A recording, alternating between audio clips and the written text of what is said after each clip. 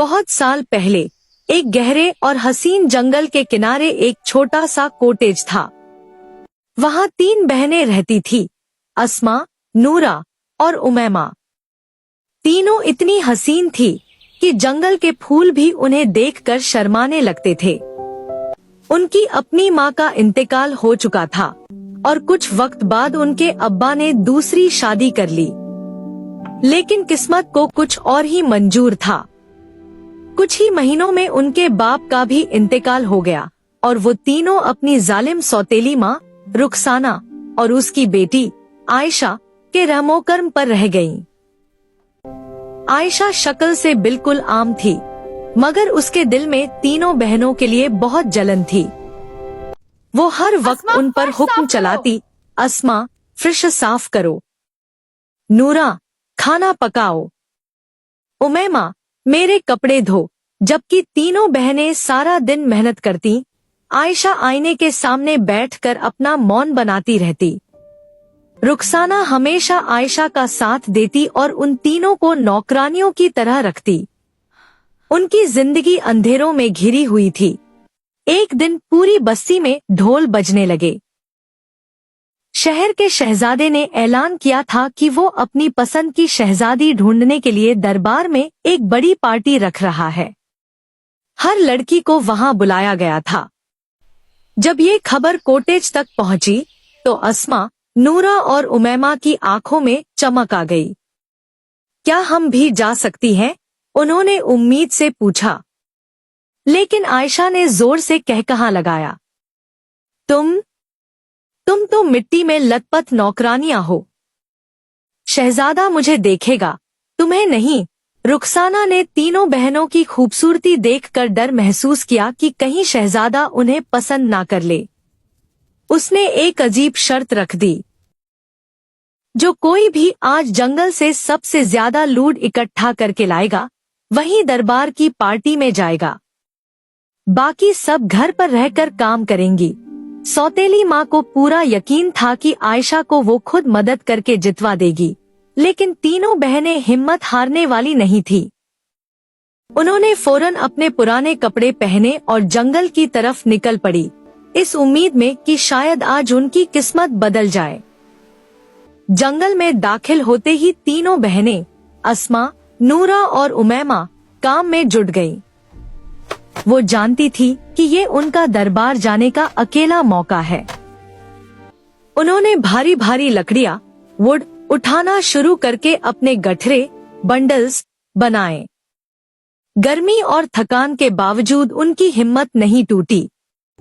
इधर आयशा, जिसे अपनी माँ की मदद का पूरा यकीन था, बिल्कुल सुस्त थी।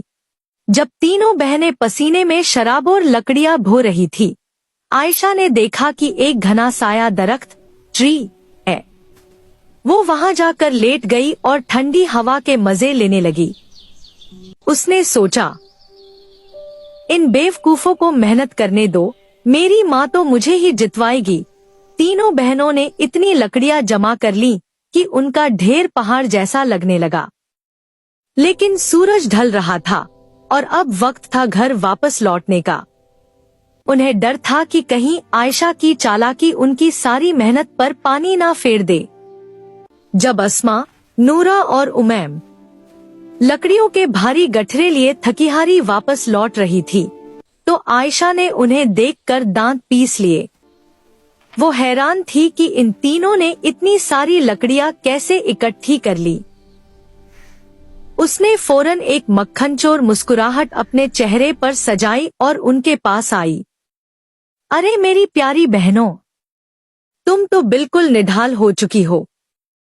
आयशा ने झूठ मूठ का दुख जताते हुए कहा, ये देखो कितना हसीन और ठंडा दरख्त ट्री है। तुम सब थोड़ी देर इसके साये में आराम कर लो, मैं यहीं तुम्हारी लकड़ियों का ध्यान रखती हूँ। तीनों बहनें, जो थकान से चूर थी, उसकी बातों में आ गईं और ठंडी हवा में सोने लगी। जैसे ही उनकी आंख लगी, आयशा ने बड़ी होशियारी से उनकी सारी मेहनत से जमा की हुई लकड़ियां उठाईं और दवे पाव घर की तरफ भाग गई, वो जीत जाए। जब तीनों बहनों की आंख खुली तो वहां ना आयशा थी और ना ही लकड़ियां। वो रोने लगी कि अब वो दरबार नहीं जा सकेंगी। तभी अचानक जंगल में एक रोशनी चमकी और उनके सामने एक निहायत हसीन फेरी मलीहा नुमुदार हुई। मलीहा ने नर्म आवाज में पूछा, तुम इतनी खूबसूरत लड़कियां इस सुनसान जंगल में रोक क्यों रही हो? फेरी ने देखा कि तीनों बहनें आयशा की चालाकी की वजह से बिल्कुल खाली हाथ रह गई हैं। उसने मुस्कुराते हुए अपनी जादुई छड़ी वंड हवा में घुमाई। अचानक उनके सामने ऐसी उम्दा और चमकदार लकड़ियां वुड जमा हो गई जो पूरे जंगल में कहीं नहीं थी। उनकी खुशबू और मजबूती देखकर तीनों दंग रह गई। लेकिन फेरी यहीं नहीं रुकी। उसने अपनी हथेली खोली और उसमें से 3 सुनहरी सिक्के गोल्ड कॉइन्स निकाले जो सितारों की तरह चमक रहे थे। उसने हर एक बहन के हाथ में एक एक सिक्का दिया और निहायत संजीदगी से कहा, ये आम सिक्के नहीं हैं। इन्हें संभाल कर रखो। आज रात जब तुम थक कर सो जाओ तो हर एक अपना सिक्का अपने कुशन तकिए के नीचे रख कर सोना। फेरी ने उन्हें सख्ती से हिदायत की, याद रखना, इस बात का पता किसी को नहीं चलना चाहिए, ना तुम्हारी सौतेली माँ को और ना ही आयशा को। अगर उन्हें भनक भी पड़ गई तो ये जादू खत्म हो जाएगा। तीनों बहनों ने वादा किया और वो शानदार लकड़ियां उठाकर घर की तरफ निकल पड़ी। उनका दिल धड़क रहा था कि जब सौतेली माँ इतनी कीमती लकड़ियां देखेगी तो वो क्या कहेगी। जब तीनों बहनें वो शानदार और खुशबूदार लकड़ियां वुड उठाकर कॉटेज पहुंचीं, तो सौतेली माँ और आयशा का मुंह खुला का खुला रह गया। आयशा ने सोचा था कि वो उन्हें जंगल में अकेला छोड़कर जीत चुकी है, मगर ये इतनी उम्दा लकड़ियां देखकर उसकी जलन और बढ़ गई। रुखसाना ने गुस्से में तीनों को फौरन कमरे में भेज दिया और कोई तारीफ तक ना की। रात हुई तो चारों तरफ सन्नाटा छा गया। अस्मा, नूरा और उमैमा अपने छोटे से कमरे में गईं। उन्हें फेरी की हिदायत याद थी। उन्होंने बड़ी खामोशी से अपने अपने सुनहरी सिक्के गोल्ड कॉइन्स निकाले। उन सिक्कों की चमक से अंधेरे कमरे में एक हल्की सी सुनहरी रोशनी फैल गई। तीनों ने एक दूसरे को मुस्कुरा कर देखा और निहायत एहतियात से वो सिक्के अपने कुशन्स तकिए के नीचे रख दिए। उन्हें डर था कि अगर सौतेली माँ को पता चल गया तो वो ये चीज लेगी, इसलिए उन्होंने सारी रात किसी को कानो कान खबर ना होने दी। वो तीनों गहरी नींद सो गईं, मगर वो सिक्के अपना काम कर रहे थे। वो जादुई सिक्के सिर्फ नर्म दिल और नेक लोगों के लिए चमकते थे। पूरी रात उनके तकिए के नीचे से एक मीठी खुशबू और सुखन निकलता रहा, जो उन्हें आने वाली हसीन तब्दीली के लिए तैयार कर रहा था, जबकि सौतेली माँ, रुखसाना और आयशा अगली सुबह की चालाकियों के मंसूबे बना रही थी। पार्टी का वक्त हो चुका था।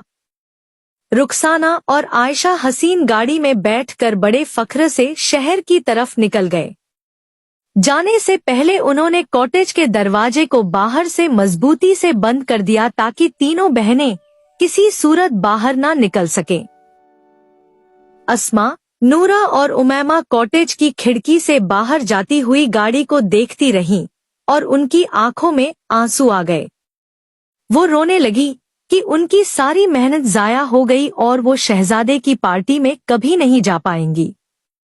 तभी कमरे में वही पुरस्कार रोशनी फैली और फेरी मलीहा नुमुदार हुई। उसने उनके आंसू पोंछे और कहा, रोना बंद करो।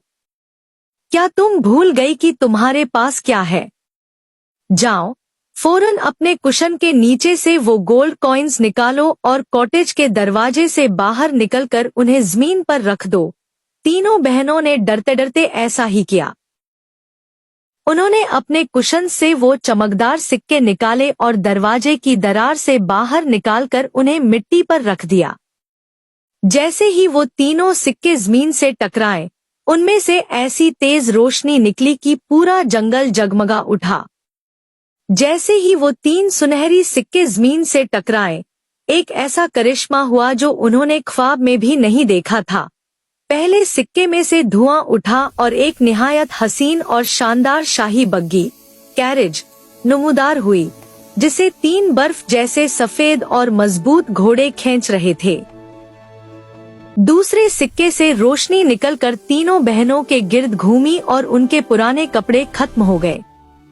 उनकी जगह उन्होंने नीले, गुलाबी और सुनहरी रंग के ऐसे शाही लिबास पहन लिए जिन पर असली हीरे चमक रहे थे।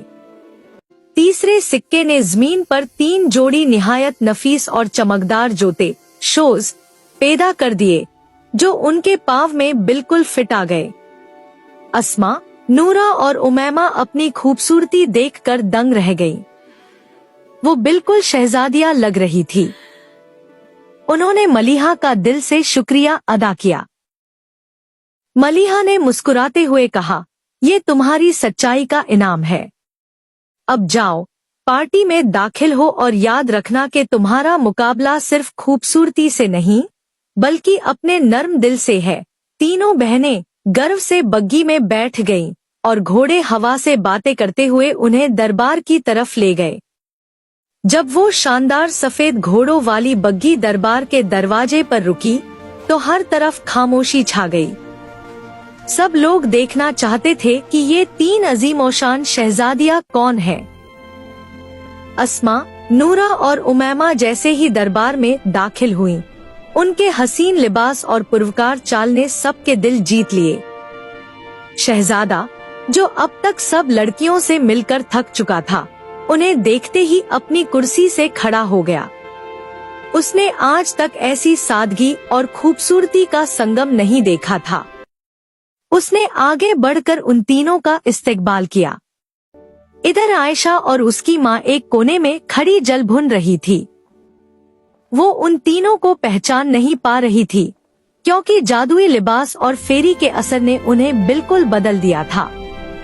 देखो माँ, इन्होंने तो सारी महफिल लूट ली, आयशा ने गुस्से में कहा। शहजादा तो अब मेरी तरफ देख भी नहीं रहा। सौतेली माँ ने गौर से देखा, मगर उसे यकीन था कि उसकी बेटियां तो घर में कैद हैं। शहजादे ने बारी बारी तीनों बहनों के साथ डांस किया। वो उनकी बातों और नर्म दिली से इतना मुतासिर हुआ कि उसने फैसला कर लिया कि इनमें से कोई उसकी प्रिंसेस बनेगी। दरबार में मंजर बदल चुका था। जब प्रिंस ने देखा कि अस्मा, नूरा और उमैमा तीनों ही निहायत सलीकामंदा और हसीन हैं, तो उसने अपने 2 छोटे भाइयों को भी बुलाया। बड़ा प्रिंस सईद, अस्मा बड़ी बहन के पास गया और उसका हाथ थाम कर डांस शुरू किया। दिल की धड़कन तुझसे दरमियाना प्रिंस अहमद उमैमा के साथ राक्स करने लगा। दिल की के तेरे ऐसा मैंने बताना ये रात सुहानी। सबसे छोटा प्रिंस उस्मान सबसे छोटी बहन नूरा के साथ डांस में मशगूल हो गया।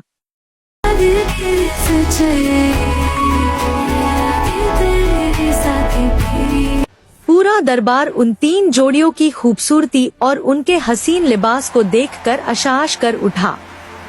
शहजादों ने महसूस किया कि ये लड़कियां न सिर्फ बाहर से खूबसूरत हैं, बल्कि उनकी बातें भी निहायत नर्म और अक्मंदाना है। आयशा और उसकी माँ गुस्से से लाल पीली हो रही थी, मगर उनकी एक ना चली। तभी फेरी की आवाज उन तीनों बहनों के कानों में गूंजी, तुम्हारी सच्चाई जीत गई है, अब तुम्हें डरने की जरूरत नहीं। प्रिंस ने उसी वक्त ऐलान किया कि वो और उसके भाई इन्हीं 3 बहनों से शादी करेंगे। जब ये खबर कॉटेज पहुंची और सौतेली माँ को पता चला कि ये वही नौकरानी बहनें थी, तो वो शर्म से पानी पानी हो गई। फेरी ने उन तीनों को हमेशा के लिए उनकी कैद से आजाद करवा दिया। अस्मा, नूरा